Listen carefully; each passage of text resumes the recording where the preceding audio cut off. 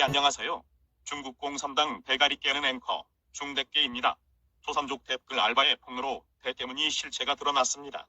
대가리가 깨져도 문재인이라니 도대체 이성과 인간성을 상실한 것이 아니라면 있을 수 없는 일인데 알고 보니 대깨문은 실체가 없는 페이퍼 컴퍼니였으며 배후에는 중국 공산당이 있었습니다.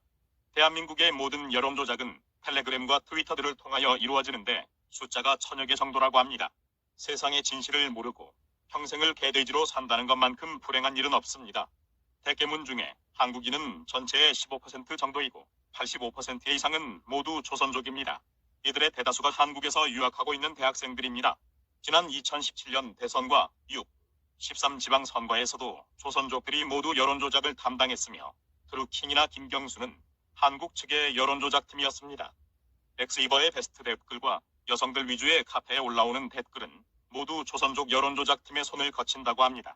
중국 공산당 정부와 한국의 민주당이 이런 일을 주도하고 있는데 이들은 무슨 짓을 해도 수사를 받지 않을 것입니다.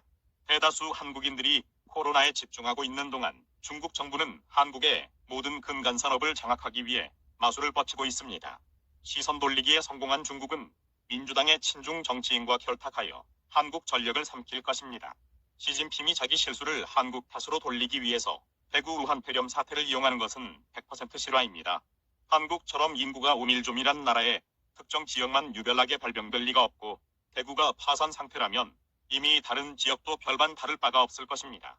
대구는 우파 성향이니까 팩트를 보도해주거나 더욱 부풀리기 위해 문재인과 정세균이 대구에 갔고 타 지역은 그게 아니니까 상징적으로 대구가 무너져야 중국 정부와 민주당이 총선 때 쉽게 장악할 수 있습니다. 신천지도 실제로 양성이 아닌데 양성 판정으로 몰아쳐서 정권의 무능함과 친중의 이미지를 신천지와 대구로 물타기하고 있는 것입니다. 한마디로 프레임 뒤집어 씌우기입니다. 총선은 미루지 않을 것이며 대구 사람들은 겁을 잔뜩 집어먹고 투표장에 털 나오게 될 것이므로 민주당의 승리는 정해져 있습니다. 이 모든 것은 음모가 아니며 중국 공산당은 우리의 상상력을 훨씬 뛰어넘고 있습니다. 미국에서 중국 유학생들이 대규모로 붙잡혔는데 학생이란 타이틀을 가지고 간첩질을 했다는 것입니다. 오죽하면 트럼프도 미국 내 중국 유학생들을 모두 간첩으로 지목했을까요? 이 사실은 미국 뉴스에서도 보도한 바 있으며 조선족과 중국 유학생에 대해 한국은 절대 안일하게 대응하면 안 됩니다. 문재인 정부가 우한 폐렴 사태로 자국민이 죽어나가는 와중에도 중국인을 막지 않는 이유가 있는 것입니다. 조선족으로 인해 한국의 언론과 커뮤니티들은 대부분 장악당했고 엑스에이버도 어느 정도 커넥션이 있을 수 있으며 조선족도 문제이지만 한국에서 유학 생활을 하고 있는 한족 대학생들이 더 큰 문제입니다. 이들은 돈이 무지 많은 부자들인데도 고의적으로 한국에서 유학 생활을 하며 간첩질을 하고 있습니다. 공자원이라는 중국계 민간 간첩소굴도 전국에 수백 개가 넘습니다. 조선족과 한족들은 모두 중국의 공산당원임을 잊어서는 안 됩니다. 안타까운 것은 아무리 우리가 바른 말을 해도 음모라고 생각하고 무시해버리는 대다수 한국인들의 정신상태가 더 문제라는 것입니다. 이렇게 가다가는 72년의 대한민국의 헌정 역사가 급장이 나고 맙니다. 중국은 미국에 대립하기 위해서 전쟁을 해서라도 반드시 한국을 속국으로 만들어야 하며 한국에 적화되어야 미국의 패권주의에 대항하기가 쉽습니다. 중국 공산당 정부는 매우 똑똑합니다.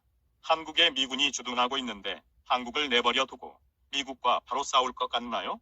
중공은 부산 미포항에 중국 제철소를 건립하고 전라도 광양에 중국 알루미늄 공장을 건립하며 한국 전기차의 전량이 중국산에다가 심지어 한국 정부에서는 중국산 전기차의 지원금도 대주고 있고 해양광 패널과 세종시 스마트시티의 건설, 문제양은 중국몽을 함께 하겠다며 중국 시진핑의 1대1로에 동참하고 있습니다. 지금 이런 모든 것이 동시다발적으로 일어났는데 이게 과연 우연일까요?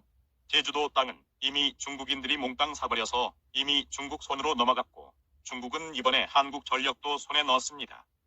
한국은 지금 극한의 위기에 놓여져 있으며 안타깝지만 한국은 지금 스스로를 돌볼 역량이 없습니다. 나라 전체가 이미 중국 공산당과 북한 공산당의 손에 장악되었습니다. 국민이 미개하고 선동이 쉽고 그래서 조선족 댓글 부대에 의해 이리 우르르 쏠렸다가 저리 우르르 쏠렸다 합니다. 미국이 이 모든 것을 방어해주지 않으면 대한민국은 이대로 끝장입니다. 세계 지도에서 사라지는 것입니다. 이런 사실을 알고 있는 트럼프는 FBI 국장을 윤석열에게 보냈고 아프리카와 중동의 미군 20만 명을 한국으로 보낼 계획을 발표했습니다. 지금 한국 땅에는 시진핑의 야욕을 막기 위한 미 전략 자산이 차고 넘칩니다. 윤석열이 지금 진중파 나경원의 뒤를 캐는 것이 이유가 있다고 생각지 않으십니까? 6.25 전쟁처럼 지금 미국과 중국이 한반도에서 제2의 전쟁을 벌이고 있습니다. 문재인은 이완용, 고종 같은 매국 노이네요. 다음 편에서 더 폭로하겠습니다. 감사합니다.